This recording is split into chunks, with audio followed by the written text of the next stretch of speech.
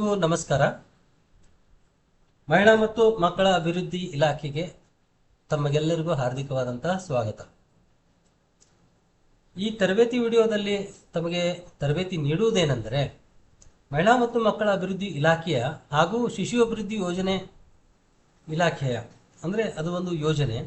So ಇಲಾಖೆಯಲ್ಲಿ ಬರುವಂಥ ಸೇವೆಗಳನ್ನು ನಿಮಗೆ ಈಗ ನಾವೇನೈತಿ ಒಂದಿಷ್ಟು ಮಾಹಿತಿಯನ್ನು ಕೊಡುತ್ತೇವೆ. ಸೊ ಮೊದಲನೇದಾಗಿ ಪೋಷಣ ಅಭಿಯಾನದಿಂದ ಸ್ಟಾರ್ಟ್ ಮಾಡೋಣ. ಇದು ಪೋಷಣ ಅಭಿಯಾನ ಅಂತಂದರೆ ರಾಷ್ಟ್ರೀಯ ಪೌಷ್ಟಿಕಾಂಶ ಮಿಷನ್ ಅಂತ ಭಾರತ ಸರ್ಕಾರದ ಒಂದು ಪ್ರಮುಖ ಯೋಜನೆ ಆಗಿದ್ದು, ಇದರಲ್ಲಿ ನಾವೇನು ಮಾಡ್ತೀವಪ್ಪ ಅಂತಂದ್ರೆ ಗರ್ಭಿಣಿಯರು ಮತ್ತು ಬಾಣಂತಿಯರು, ಆಮೇಲೆ ಕಿಶೋರಿಯರು ಮತ್ತು 0ರಿಂದ 6 ವರ್ಷದ ಮಕ್ಕಳಿಗೆ ಅಪೌಷ್ಟಿಕತೆಯನ್ನು ಹೋಗಲಾಡಿಸಲು ಇದು ಒಂದು ಯೋಜನೆ ಮತ್ತು ರಕ್ತಹೀನತೆಯನ್ನು ನಿವಾರಿಸಲು ಜಾರಿಗೆ ತರಲಾಗಿದೆ. ಇದು ಯಾವಾಗ ಜಾರಿಗೆ ಬತ್ತಪ್ಪ ಅಂತಂದ್ರೆ ಮಾರ್ಚ್ 2018ರಂದು. ಓಕೆ, ಸೊ ಈ ಗುರಿಯ ಈ ಯೋಜನೆಯ ಪ್ರಮುಖ ಮುಖ್ಯಾಂಶಗಳು ಏನಂದ್ರೆ, ಇದರ ಗುರಿ ಏನಂತಂದ್ರೆ ದೇಶದಲ್ಲಿ ಅಪೌಷ್ಟಿಕತೆಯನ್ನು ಹಂತ ಹಂತವಾಗಿ ಕಡಿಮೆ ಮಾಡುವುದು ಮತ್ತು ಪೌಷ್ಟಿಕಾಂಶದ ಮಟ್ಟವನ್ನು ಸುಧಾರಿಸುವುದು. ಈಗ ನೋಡ್ರಿ, ಬಹಳಷ್ಟು ನಮ್ಮ ಜಗತ್ತಿನಲ್ಲಿ ಅಥವಾ ಭಾರತ ದೇಶದಲ್ಲಿ ಅಪೌಷ್ಟಿಕತೆ ಅನ್ನೋದು ಇದೊಂದು ಮಹಾಮಾರಿ ಆಗಿದೆ. ಯಾಕಂತಂದ್ರೆ ಮಕ್ಕಳಿಗೆ ಸರಿಯಾಗಿ ಊಟ ಸಿಗ್ತಾ ಇಲ್ಲ, ಆಮೇಲೆ ಸರಿಯಾಗಿ ಒಂದೊಂದು ರಿಮೋಟ್ ಏರಿಯಾಸ್ ಇರ್ತಾವೆ. ರಿಮೋಟ್ ಏರಿಯಾಸ್ ಅಂತಂದ್ರೆ ಅಲ್ಲಿ ಬಡತನ ಭಾಳ ಇರುತ್ತೆ, ಆಮೇಲೆ ಒಂದು ರೀತಿ ಕಷ್ಟಪಟ್ಟು ದುಡಿತಾ ಇರ್ತಾರೆ. ಆ ಮಕ್ಕಳಿಗೆ ನಾವೇನು ಮಾಡಬೇಕು, ಪೌಷ್ಟಿಕಾಂಶವನ್ನು ಹೆಚ್ಚಿಸಿ ಆ ಮಕ್ಕಳನ್ನ ಪೌಷ್ಟಿಕ ಮಕ್ಕಳನ್ನಾಗಿ, ಸದೃಢ ಮಕ್ಕಳನ್ನಾಗಿ ನಾವು ಅವುಗಳನ್ನು ತಯಾರಿಸಬೇಕು ಅಥವಾ ಅವುಗಳನ್ನು ನಾವು ಬಲಪಡಿಸಬೇಕು ಅನ್ನೋದನ್ನ ನಮ್ಮದು ಮೇನ್ ಉದ್ದೇಶ ಇದೆ. ಓಕೆ, ನೆಕ್ಸ್ಟ್ ಇದರಲ್ಲಿ ಪೋಷಣ ಮಾಸಾಚರಣೆ ಅಂತೇಳಿ ಬರುತ್ತೆ. ಪ್ರತಿ ವರ್ಷ ಸೆಪ್ಟೆಂಬರ್ ತಿಂಗಳನ್ನು ರಾಷ್ಟ್ರೀಯ ಪೋಷಣ್ ಮಾ ಅಂತ ಆಚರಿಸ್ತೀವ್ರಿ ನಾವು. ಇಡೀ ಭಾರತಾದ್ಯಂತ ಈ ಜನಜಾಗೃತಿಯನ್ನು ಮೂಡಿಸಲಾಗುತ್ತದೆ. ಸೊ ಇದು ಪೋಷಣ ಮಾಸಾಚರಣೆ ಸೆಪ್ಟೆಂಬರ್ 9ನೇ ತಿಂಗಳಿದೆ ಆ್ಯಕ್ಚುಲಿ. ಓಕೆ, ಸೆಪ್ಟೆಂಬರ್ ಅಂದರೆ 9ನೇ ತಿಂಗಳು. ಈ 9ನೇ ತಿಂಗಳನ್ನು ಯಾಕೆ ಆಯ್ಕೆ ಮಾಡ್ಕೊಂಡಾರಪ್ಪ ಅಂತಂದರೆ, ಇದು ಮಗು ಹೊಟ್ಟೆಯಲ್ಲಿ ಮೂಡುವುದು, ಅಂದರೆ ಅದಕ್ಕೆ ನಾವು ಕನ್ಸೀವ್ ಅಂತೀವಿ ಇಂಗ್ಲೀಷ್ನಲ್ಲಿ. ಹೊಟ್ಟೆಯಲ್ಲಿ ಮೂಡುವುದು ಹಿಡ್ಕೊಂಡು ಅದು 9ನೇ ತಿಂಗಳಾದ್ಮೇಲೆ ಹೆರಿಗೆ ಆಗತ್ತೆ. ಓಕೆ, ಇನ್ ಬಿಟ್ವೀನ್ 9 ತಿಂಗಳಲ್ಲಿ ಆ ಮಗು ಹೊಟ್ಟೆಯಲ್ಲಿ ಮೂಡಿದ ತಕ್ಷಣ ಆ ತಾಯಿಗೆ ನಾವು ಯಾವ ರೀತಿ ಕೌನ್ಸಿಲಿಂಗ್ ಮಾಡಬೇಕು, ಯಾವ ರೀತಿ ಮಾಹಿತಿಯನ್ನು ಕೊಡಬೇಕು, ಯಾವ ರೀತಿ ನಾವು ಅವ್ರಿಗೆ ಊಟದ ಬಗ್ಗೆ ಮಾಹಿತಿ ಕೊಡಬೇಕು, ಮಗು ಯಾವ ರೀತಿ ಬೆಳವಣಿಗೆ ಆಗಬೇಕು ಹೊಟ್ಟೆಯಲ್ಲಿ, ಆ ರೀತಿ ಎಲ್ಲ ನಾವು ಅದನ್ನೇನು ಮಾಡ್ತೀವಿ, ಪೋಷಣ ಮಾಸಾಚರಣೆ ಕಾರ್ಯಕ್ರಮದಲ್ಲಿ ಹಲವಾರು ಕಾರ್ಯಕ್ರಮಗಳನ್ನು 1 ತಿಂಗಳವರೆಗೆ ಜಾಗೃತಿಯನ್ನು ಮೂಡಿಸ್ತೀವಿ ನಮ್ಮ ಇಲಾಖೆ ವತಿಯಿಂದ. ಸೊ ಇದ್ರದ್ದು ಸ್ಪೆಷಾಲಿಟಿ ನೋಡ್ರಿ, 9ನೇ ತಿಂಗಳಲ್ಲೇ ಮಾಡಿದ್ದಾರೆ ಅವರು. ಯಾಕಂತಂದ್ರೆ ಮಗು ಹೊಟ್ಟೆಯಲ್ಲಿ ಮೂಡುತ್ತಂದ್ರೆ 9 ತಿಂಗಳಾದ್ಮೇಲೆ ಭೂಮಿಗೆ ಬರುತ್ತೆ, ಅಂದ್ರೆ ತಾಯಿಯ ಗರ್ಭದಿಂದ ಹೊರಗಡೆ ಬರುತ್ತೆ. ಓಕೆ, ಸೊ ಈ ಕಾರ್ಯಕ್ರಮದಲ್ಲಿ ಹಲವಾರು ಆಕ್ಟಿವಿಟೀಸ್ ಬರ್ತಾವ್ರಿ, ಹಲವಾರು ಚಟುವಟಿಕೆ ಬರ್ತಾವೆ. ಅದು ಏನಪ್ಪಾ ಅಂತಂದ್ರೆ CBE ಆಕ್ಟಿವಿಟೀಸ್ ಅಂತೇಳಿ ನೀವೆಲ್ಲರೂ ಮಾಡ್ತಿರ್ತೀರ, ಅಂಗನವಾಡಿ ಶಿಕ್ಷಕಿಯರು. ಏನಂತಂದ್ರೆ ಸಮುದಾಯ ಆಧಾರಿತ ಚಟುವಟಿಕೆ. ಸೊ ಅದರಲ್ಲಿ 5 ಚಟುವಟಿಕೆ ಬರ್ತಾವೆ. ಸೊ ಮೊದಲನೇದಾಗಿ ಸೀಮಂತ ಕಾರ್ಯಕ್ರಮ, ಮತ್ತೆ ನೆಕ್ಸ್ಟ್ ಅನ್ನಪ್ರಾಶನ, ಸುಪೋಷಣ ದಿನ, ಆಮೇಲೆ ನೆಕ್ಸ್ಟ್ ಏನೈತಿ ಪಬ್ಲಿಕ್ ಹೆಲ್ತ್ ಮೆಸೇಜಿಂಗ್ ಅಂತ ಬರುತ್ತೆ, ಸಾರ್ವಜನಿಕ ಹೈಜಿನಿಕ್ ಅಂದರೆ ಸಾರ್ವಜನಿಕ ನೈರ್ಮಲ್ಯತೆ ಬಗ್ಗೆ ನಾವು ಅರಿವು ಮೂಡಿಸುವುದು, ಆಮೇಲೆ ನೆಕ್ಸ್ಟ್ ಶಾಲಾ ಪೂರ್ವ ಶಿಕ್ಷಣ ಅಂತ ಬರುತ್ತೆ. ಸೊ 5 ಕಾರ್ಯಕ್ರಮಗಳನ್ನು ತಿಂಗಳ ಮೊದಲನೇ ಶುಕ್ರವಾರ ಮತ್ತು 3ನೇ ಶುಕ್ರವಾರ ನಾವು ಇದನ್ನ ಆಚರಿಸಿ ಪೋಷಣ್ ಟ್ರ್ಯಾಕರ್ ಆ್ಯಪ್ ಅಂತ ಒಂದು ಆ್ಯಪ್ ಇದೆ. ಆ ಆ್ಯಪಲ್ಲಿ ನಾವೇನು ಮಾಡ್ತೀವಿ, ಅದನ್ನು ಹಿಂದೀಕರಿಸ್ತೀವಿ ಅಂತಂದರೆ ಅದನ್ನು ನಮೂದಿಸ್ತೇವೆ. ಓಕೆ, ಸೊ ನೆಕ್ಸ್ಟ್ ಗುರಿ ಏನಪ್ಪಾ ಅಂತಂದರೆ, ನೆಕ್ಸ್ಟ್ ಮುಖ್ಯಾಂಶ ಏನಂತಂದರೆ ಪೋಷಣ ಮಾಸ. ಪ್ರತಿ ವರ್ಷ ತಿಂಗಳನ್ನು ಪೋಷಣ ಮಾ ಎಂದು ಆಚರಿಸಿ ಜನಜಾಗೃತಿಯನ್ನು ಮೂಡಿಸಲಾಗುತ್ತದೆ. ನಾನು ನಿಮ್ಗೆ ಹೇಳಿದೆ. ಸೊ ಇದೇ ಒಂದು ತಿಂಗಳಲ್ಲಿ ನಾವೇನು ಮಾಡ್ತೀವಿ, CB ಕಾರ್ಯಕ್ರಮ ಮಾಡ್ತೀವಿ, ಆಮೇಲೆ ಸೈಕಲ್ ಕ್ಯಾಂಪೇನ್ ಮಾಡ್ತೀವಿ, ಆಮೇಲೆ ಮಗಳು ಎಷ್ಟು ಇಂಪಾರ್ಟೆಂಟ್ ಅನ್ನೋದನ್ನು ನಾವು ಜನರಲ್ಲಿ ಜಾಗೃತಿಯನ್ನು ಮೂಡಿಸ್ತೀವಿ, ಆಮೇಲೆ ಮಗಳ ಹೆಸರಲ್ಲಿ ಒಂದು ಸಸಿಯನ್ನು ನೆಡುತ್ತೀವಿ, ಆಮೇಲೆ ಅದರ ಜೊತೆಗೆ ನಾವೇನದಲ್ಲ ಸೀಮಂತ ಕಾರ್ಯಕ್ರಮ ಮಾಡ್ತೀವಿ. ಸೊ ಇನ್ನೊಂದು ಸುಪೋಷಣ ದಿನ ಅಂತ ಇರುತ್ತೆ. ಸೊ ಸುಪೋಷಣ ದಿನ ಅಂತಂದರೆ ಆ ಕಾರ್ಯಕ್ರಮದಲ್ಲಿ ಆ ಗರ್ಭಿಣಿ ಮಹಿಳೆಯನ್ನು ಕರೆಸ್ತಾರೆ, ಆಮೇಲೆ ಅವ್ರ ಮನೆಯಲ್ಲಿ ಇರುವಂಥ ಅತ್ತೆ ಮಾವ, ಅವ್ರ ಹಸ್ಬೆಂಡು, ಅವ್ರನ್ನೆಲ್ಲ ಕರೆಸಿಬಿಟ್ಟು ಅವ್ರಿಗೆ ಅರಿವು ಮೂಡಿಸ್ತೀವಿ. ಓಕೆ, ನೆಕ್ಸ್ಟ್ ಸಹಯೋಗ. ಅಂಗನವಾಡಿ ಕಾರ್ಯಕರ್ತರು, ಆಶಾ ಕಾರ್ಯಕರ್ತರು ಮತ್ತು ಆರೋಗ್ಯ ಇಲಾಖೆಯವರು ಜಂಟಿಯಾಗಿ ಫಲಾನುಭವಿಗಳಿಗೆ ಪೌಷ್ಟಿಕ ಆಹಾರ ಮತ್ತು ಪೋಷಕರ ಅಥವಾ ಪೂರಕ ಪೋಷಣೆ ಮತ್ತು ಆರೋಗ್ಯ ತಪಾಸಣೆಗಳನ್ನು ಒದಗಿಸುತ್ತೇವೆ. ಸೊ ಇದರ ಅರ್ಥ ಏನು? VHSND ಅಂತ ಒಂದು ಕಾರ್ಯಕ್ರಮ ಬರುತ್ತೆ ಪ್ರತಿ 3ನೇ ಶನಿವಾರ. VHSND ಅಂತಂದ್ರೆ village health nutrition and sanitisation day ಅಂತ. ಸೊ ವೈಯಕ್ತಿಕ ನೈರ್ಮಲ್ಯ, ಅದು ಯಾವುದು ಗ್ರಾಮಗಳಲ್ಲಿ. ಸೊ ಗ್ರಾಮಗಳಲ್ಲಿ ಹಲವಾರು ಜನರಿಗೆ ಅದು ಮಾಹಿತಿ ಗೊತ್ತೇ ಇರೋದಿಲ್ಲ. ಸೊ ಯಾವ ರೀತಿ ನಾವು ಸ್ವಚ್ಛತೆಯನ್ನು ಕಾಪಾಡ್ಕೋಬೇಕು, ಆ ರೀತಿ ಎಲ್ಲ ಕಾರ್ಯಕ್ರಮಗಳು ನಾವು ಆಯೋಜಿಸ್ತೇವೆ. ಸೊ ಅದೇ ತರನಾಗಿ ಪೋಷಣ ಪಕ್ವಾಡ ಅಂತ ಬರುತ್ತೆ, 15 ದಿವಸದ ಕಾರ್ಯಕ್ರಮ. ಪೋಷಣ ಪಕ್ವಾಡ ಅದರಲ್ಲಿ ಏನಿರುತ್ತೆ, ಅದು 15 ದಿವಸಗಳಲ್ಲಿ ಇದೇ ಸೇಮ್ ಟೈಪ್ ಕಾರ್ಯಕ್ರಮ ಇರ್ತಾವೆ. ಸೊ ಪೋಷಣ ಮಾಸಾಚರಣೆಯಲ್ಲಿ ಇನ್ನೊಂದಿಷ್ಟು ಕಾರ್ಯಕ್ರಮ ಅದಾವೆ. ಏನಪ್ಪಾ ಅಂದ್ರೆ ಮಕ್ಕಳ ಎತ್ತರ ಮತ್ತು ತೂಕ ಅಳಿಯುವುದು. ಸೊ ಇದರಲ್ಲಿ ಸ್ಟಂಟಿಂಗ್ ವೇಸ್ಟಿಂಗ್ ಅಂತ ಬರುತ್ತೆ, ಮುವಾಕ್ ಅಂತ ಬರುತ್ತೆ. ಸೊ ಅದೇನೈತಲ್ಲ ನಿಮಗೆಲ್ಲರಿಗೂ ಆಲ್ಮೋಸ್ಟ್ ಗೊತ್ತೇ ಇದೆ. ಗೊತ್ತಿರಲಿಲ್ಲ ಅಂದ್ರೂ ಕೂಡ ಇವತ್ತು ನೀವೇನು ಮಾಡಬೇಕು, ಅದನ್ನ ಹೋಮ್ವರ್ಕ್ ಮಾಡಬೇಕು. ಅದ್ರ ಬಗ್ಗೆ ನೀವು ಮಾಹಿತಿಯನ್ನ ಕಲೆ ಹಾಕಬೇಕು, ಅದ್ರ ಬಗ್ಗೆ ನೀವೆಲ್ಲ ಸ್ಟಡಿ ಮಾಡಬೇಕು. ಓಕೆನಾ? ಸೊ ಈಗ ಮಕ್ಕಳ ಎತ್ತರ ಮತ್ತು ತೂಕ ಬಹಳ ಇಂಪಾರ್ಟೆಂಟ್ ರೀ. ಸೊ ಮಕ್ಕಳ ಈಗ ಅಪೌಷ್ಟಿಕ ಮಕ್ಕಳಂದ್ರೆ ಸ್ಯಾಮ್, ತೀವ್ರ ಅಪೌಷ್ಟಿಕ ಅಂತಂದ್ರೆ Sam, severely acute mall nutrition ಅಂತ. ಮ್ಯಾಮ್ ಅಂತಂದ್ರೆ ಮಾಡ್ರೇಟ್ ಅಕ್ಯೂಟ್ ಮಾಲ್ ನ್ಯೂಟ್ರಿಷನ್ ಅಂತ.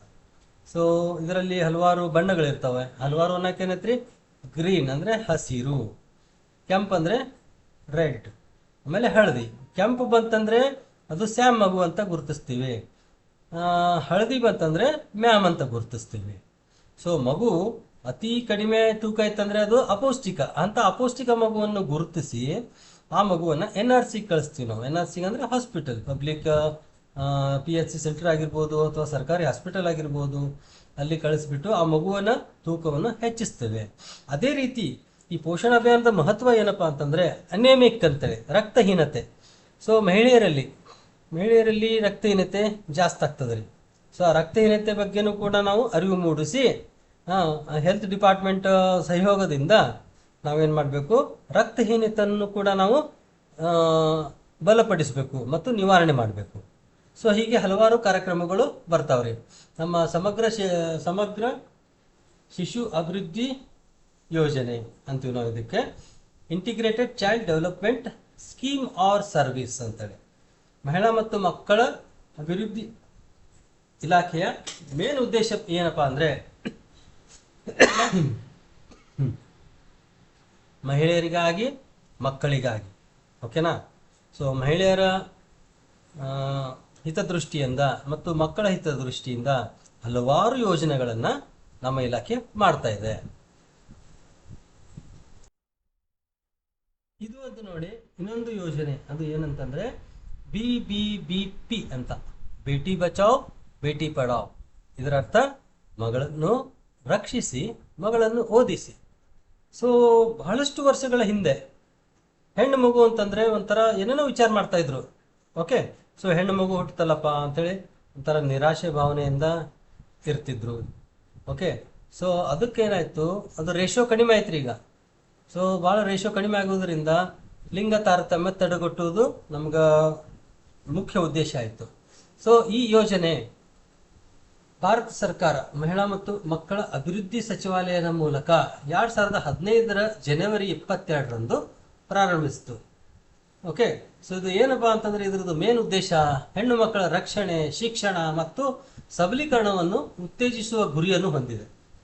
ಇದು ಯಾಕಾಗ್ತದಪ್ಪ ಅಂತಂದ್ರೆ, ಸೊ ಬೇಟಿ ಬಚಾವ್ ಬೇಟಿ ಪಢಾವ್ ಇದು ಯೋಜನೆ ಅಂದ್ರೆ ಮಗಳನ್ನು ರಕ್ಷಿಸಿ ಮಗಳನ್ನು ಓದಿಸಿ. ಸೊ ಹಳೆ ಕಾಲಗಳಲ್ಲಿ ನಮ್ಮ ಅಜ್ಜಿಯಂದ್ರಾಗಿರ್ಬೋದು, ಮುತ್ತಜ್ಜಿಯರಾಗಿರ್ಬೋದು, ತಾಯಂದ್ರಾಗಿರ್ಬೋದು, ಹಲವಾರು ತಾಯಂದ್ರಿಗಳಿಗೆ, ಅಜ್ಜಿಯಂದ್ರಿಗೆ ಅವಾಗ ಎಜುಕೇಶನ್ ಅಂದ್ರೆ ಶಿಕ್ಷಣವನ್ನು ಅವರು ವಂಚಿತರಾಗಿದ್ರು. ಯಾಕಂತಂದ್ರೆ ಹೆಣ್ಮಕ್ಳಿಗೆ ಶಾಲಿ ಕಲಿಸ್ತಿದ್ದಿಲ್ಲ. ಆಮೇಲೆ ಏನಾಕಿತ್ತು, 12ನೇ ವಯಸ್ಸಿಗೆ 14ನೇ ವಯಸ್ಸಿಗೆ ಲಗ್ನ ಮಾಡಿಬಿಡ್ತಿದ್ರು. ಲಗ್ನ ಮಾಡಿದ್ರೆ ಏನಾಕಿತ್ತು ಪಾಪ ಅವರಿಗೆ ಆ ವಯಸ್ಸಲ್ಲಿ ಏನು ಗೊತ್ತಿರ್ತಿದ್ದಿಲ್ಲ. ಯಾಕಂತಂದ್ರೆ ಆಟ ಆಡಿ ಬೆಳೆಯೋ ವಯಸ್ಸದು. ಅವಾಗ ಏನಾಗ್ತಿತ್ತು, ಅವಾಗ ಅವ್ರಿಗೇನು ತಿಳಿತಿದ್ದಿಲ್ಲ. ಮಗು ಜನನ ಆಯ್ತಂದ್ರೆ ಅವರು ಎಷ್ಟೋ ಜನರು ಮರಣ ಹೊಂದಿರ್ತಿದ್ರು. ಆಮೇಲೆ ಅವ್ರಿಗೆ ಏನೂ ತಿಳಿತಿದ್ದಿಲ್ಲ. ಸೊ ಅದನ್ನೆಲ್ಲ ತಡೆಗಟ್ಟು ಸಂಬಂಧ ಮಗಳನ್ನು ರಕ್ಷಿಸಿ. ಓಕೆ, ಇನ್ನೊಂದು ಪಾಯಿಂಟ್ ಹೇಳ್ತಾನೆ ನಿಮ್ಗೆ, ಓದಿಸ್ತಿದ್ದಿಲ್ಲ ಅವಾಗ, ಶಾಲಿಗೆ ಕಳಿಸ್ತಿದ್ದಿಲ್ಲ. ಸೊ ಆ ಮಗಳನ್ನು ಓದಿಸಿ, ಬೇಟಿ ಪಢಾವ್ ಅಂತೇಳಿ. ಸೊ ಈಗ ಮಹಿಳೆಯರು ಹೆಣ್ಣೊಂದು ಕಲಿತರೆ ಶಾಲೆಯೊಂದು ತೆರೆದಂತೆ. ಈಗ ಹೆಣ್ಣು ಕಲಿತಂತ ತಿಳ್ಕೊರಿ, ಹಲವಾರು ಶಾಲೆಯೊಂದು ತೆರೆದಂಗ್ರಿ. ಯಾಕಂದ್ರೆ ಹೆಣ್ಮಕ್ಳು ಎಷ್ಟು ಚಂದ ಟೀಚಿಂಗ್ ಮಾಡ್ತಾರ, ಪುರುಷರು ಕೂಡ ನಾವು ಟೀಚಿಂಗ್ ಮಾಡ್ತೀವಿಲ್ಲ ನಂಗಿಲ್ಲ. ಅದು ತಾಯಿ ತರ ಪ್ರೀತಿ ಮಾಡ್ತಾರ, ತಾಯಿ ತರ ಕಲಿಸ್ತಾರ, ತಾಯಿ ತರ ಮಕ್ಕಳಿಗೆ ಉಣಿಸ್ತಾರ ಅಂಗನವಾಡಿಗಳಲ್ಲಿ. ಸೊ ಹೀಗೆ ಹಲವಾರು ಪಾಯಿಂಟ್ಸ್ಗಳನ್ನು ಇಟ್ಟುಕೊಂಡು ಮಾಡಿದ್ರು. ಈ ಯೋಜನೆಯ ಪ್ರಮುಖ ಉದ್ದೇಶಗಳು ಏನಂತಂದ್ರೆ ಲಿಂಗ ತಾರತಮ್ಯವನ್ನು ತಡೆಗಟ್ಟುವುದು, ಹೆಣ್ಣು ಭ್ರೂಣ ಹತ್ಯೆ ತಡೆಯುವುದು ಮತ್ತು ಹೆಣ್ಣು ಮಗುವಿನ ಬದುಕು ಹಾಗೂ ಸುರಕ್ಷತೆಯನ್ನು ಖಾತ್ರಿಪಡಿಸುವುದು.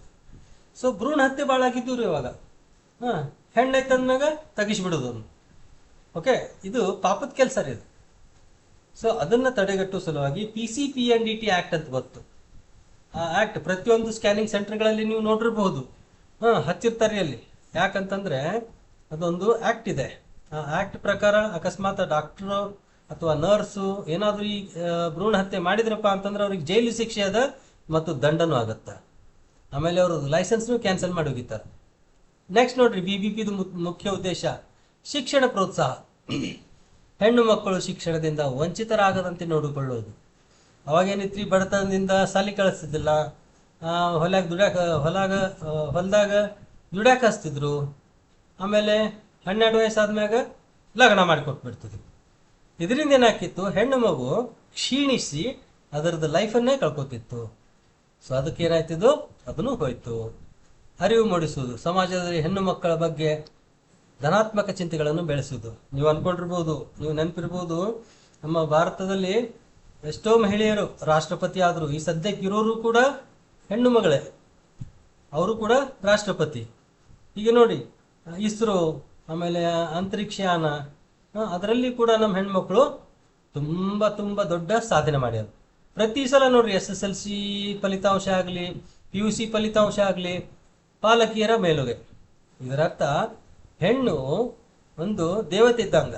ಸೊ ಆ ದೇವತೆಗೇನೆ ಅವಾಗೆಲ್ಲ ಆ ರೀತಿಯಾದ ಶೋಷಣೆ ಆಗ್ತಿತ್ತು. ಓಕೆನಾ? ಸೊ ಶೋಷಣೆ ಆಗ್ತಿತ್ತು. ಸೊ ಅದನ್ನೆಲ್ಲ ಶೋಷಣೆನ ಹೋಗ್ಲಾಡಿಸೋ ಸಂಬಂಧ ಇವು ಹಲವಾರು ಯೋಜನೆಗಳು ಬಂದು, ಇವು ಮೊದಲಾದ್ರೂ ಕೂಡ ಇದ್ವು. ಈ ಯೋಜನೆಗಳು ಮೊದಲಾದ್ರೂ ಕೂಡ ಇದ್ವು, ಅವು ಜಾರಿಗೆ ಬಂದಿದ್ದಿಲ್ಲ. ಓಕೆ, ಲಿಂಗಾನುಪಾತ ಹೆಚ್ಚಳ, ಜನನ ಪೂರ್ವದಲ್ಲಿಯೇ ನಡೆಯುವ ಲಿಂಗ ಪತ್ತೆ ಹೆಚ್ಚುವಿಕೆಯನ್ನು ನಿರ್ಬಂಧಿಸಿ ಮಕ್ಕಳ ಲಿಂಗಾನುಪಾತವನ್ನು ಸುಧಾರಿಸುವುದು. ಅದರ ಜೊತೆಗೆ ಹಲವಾರು ಮತ್ತೆ ಯೋಜನೆಗಳು ಬಂದು, ಸುಕನ್ಯಾ ಸಮೃದ್ಧಿ ಯೋಜನೆ ನಿಮ್ಗಂತೂ ಆಲ್ರೆಡಿ ಗೊತ್ತು. ಓಕೆ, ನೆಕ್ಸ್ಟ್ ಇದ್ರ ಜೊತೆಗೆ ಇನ್ನಷ್ಟು ಯೋಜನೆಗಳದಾವು, ಅದನ್ನ ಹೇಳ್ತೀನಿ ಮುಂದೆ. ಇನ್ನೊಂದು ನೋಡ್ರಿ, ಇನ್ನೊಂದು ಯೋಜನೆ ಏನಪ್ಪಾ ಅಂತಂದ್ರೆ ಕೌಟುಂಬಿಕ ದೌರ್ಜನ್ಯ ಕಾಯ್ದೆ 2005. ಸೊ ಇದಕ್ಕೆ ನಾವು DV ಆಕ್ಟ್ ಅಂತೀವಿ, ನಾವು ಡೊಮೆಸ್ಟಿಕ್ ವೈಲೆನ್ಸ್ ಅಂತೇಳಿ, ಡೊಮೆಸ್ಟಿಕ್ ವೈಲೆನ್ಸ್ ಆಕ್ಟ್ ಅಂತೇಳಿ. ಸೊ ಈಗ ನೋಡ್ರಿ, ಲಗ್ನ ಆಗಿರ್ತೈತಿ, ಅವಾಗೇನಾಗತ್ತ, ಗಂಡನ ಮನೆಯಲ್ಲಿ ಅಥವಾ ಇದರಲ್ಲಿ ಏನು ಮಾಡ್ತಾರೆ, ವರದಕ್ಷಿಣೆ ಕಿರುಕುಳ ಆಕೈತಿ. ಆಮೇಲೆ ಗಂಡ ಹೆಂಡತಿ ಜಗಳಾಡ್ತಾರ. ಸೊ ಅವಾಗ ಏನಾಗತ್ತ, ಮಹಿಳೆಯರಿಗೆ ರಕ್ಷಣೆ ಕಡಿಮೆ ಇರ್ತದೆ. ಸೊ ಈ ಕೌಟುಂಬಿಕ ದೌರ್ಜನ್ಯದಿಂದ ಮಹಿಳೆಯರ ರಕ್ಷಣೆ ಕಾಯ್ದೆ 2005 ಸೆಪ್ಟೆಂಬರ್ 13 ಓಕೆ ಗ್ಯಾಜೆಟ್ನಲ್ಲಿ ಪ್ರಕಟಿಸಲಾಯಿತು. ನೆಕ್ಸ್ಟ್ ನೋಡ್ರಿ, ಕೌಟುಂಬಿಕ ಹಿಂಸೆಯಿಂದ ಮಹಿಳೆಯರ ರಕ್ಷಣೆ ಕಾಯ್ದೆ ಆಯಿತು. ಆಮೇಲೆ ಇದರಿಂದ ಏನಾಗುತ್ತೆ, ಸಾಂತ್ವನ ಕೇಂದ್ರಗಳು ಇರ್ತಾವು. ಅಲ್ಲಿ ಹೋಗಿ ನಾವು ಕೌನ್ಸಿಲಿಂಗ್ ಮಾಡಿಸ್ತೀವಿ.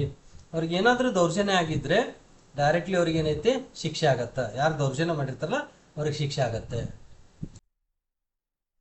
ಇನ್ನೊಂದು ನೋಡ್ರಿ, ಬಾಲ್ಯ ವಿವಾಹ ನಿಷೇಧ ಕಾಯ್ದೆ 2006, ಅಂದ್ರೆ ಚೈಲ್ಡ್ ಮ್ಯಾರೇಜ್ ಆಕ್ಟ್.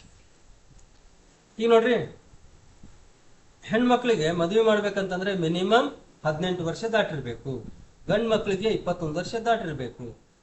ಅದ್ರ ಒಳಗೇನೆ ನಾವು ಮಾಡಿದ್ವಿ ಅಂತಂದ್ರೆ ಏನಾಗುತ್ತೆ, ಆ ಮಗು ಇರ್ತದ್ರಿ. ಮಗು ಅಂದ್ರೆ ಅದಕ್ಕೆ ನಾವು ಕಿಶೋರಿ ಅಂತೀವಿ. ನಾವು 18 ವರ್ಷ ಒಳಗಿನವ್ರಿಗೆ ಕಿಶೋರಿ ಅಂತೀವಿ ನಾವು. ಓಕೆ, ನಿಗದಿತ ವಯೋಮಿತಿ ಏನಿರ್ತದಪ್ಪ ಅಂದ್ರೆ 18 ವರ್ಷ ಹೆಣ್ಮಕ್ಳಿಗೆ, 21 ವರ್ಷ ಗಂಡು ಮಕ್ಳಿಗೆ. ಇದಕ್ಕಿಂತ ನಾವು ಕಡಿಮೆ ವಯಸ್ಸು ಮದುವೆ ಮಾಡಿದ್ವಿ ಅಂತ ತಿಳ್ಕೊರಿ, ಅದು ಕಾನೂನು ಬಾಹಿರ. ಇದಕ್ಕೆ ಶಿಕ್ಷೆ ಮತ್ತು ದಂಡ ಸಿಕ್ಕಾಪಟ್ಟೆ ಇರ್ತದ್ರಿ. ಬಾಲ್ಯ ವಿವಾಹವನ್ನು ಮಾಡೋದು, ಮಾಡಿಸುವುದು, ಪ್ರೇರೇಪಿಸುವುದು ಅಥವಾ ಅದಕ್ಕೆ ಸಾಕ್ಷಿಯಾಗೋದು ಅಪರಾಧನೇ. ತಪ್ಪಿತಸ್ಥರಿಗೆ 2 ವರ್ಷಗಳ ಕಠಿಣ ಜೈಲು ಶಿಕ್ಷೆ ಮತ್ತು 1 ಲಕ್ಷದವರೆಗೆ ದಂಡ. ಅವಾಗ ಏನ್ ಮಾಡ್ತಿದ್ರಿ, ಎಲ್ಲ ಮೂಢನಂಬಿಕೆದಿಂದ ತೊಟ್ಲಾಗೆ ತಾಳಿ ಕಟ್ಟಿದ್ನೆ, ಆಮೇಲೆ ಹೆಸರಿಟ್ಬಿಟ್ನೆ, ಇದು ಅತ್ತಿ ಮಗಳಿತ್ತಂದ್ರೆ ಅದಕ್ಕೆ ಮನ್ಯಾಗ ಮಾಡೇ ಬಿಡೋದು ಅಂತೇಳಿ ಆ ಕೂಸಿಂದು ಭವಿಷ್ಯದ ಬಗ್ಗೆನೇ ವಿಚಾರ ಮಾಡ್ತಿದ್ದಿಲ್ಲ. ಅದ್ರ ಜೊತೆಗೆ ಪುರುಷರದ್ದು ಕೂಡ ಹುಡುಗನ ಬಗ್ಗೆನೂ ವಿಚಾರ ಮಾಡ್ತಿದ್ದಿಲ್ಲ. ಕಟ್ಬಿಡೋದು ಅಂದ್ರೆ ಕಟ್ಬಿಡೋದು.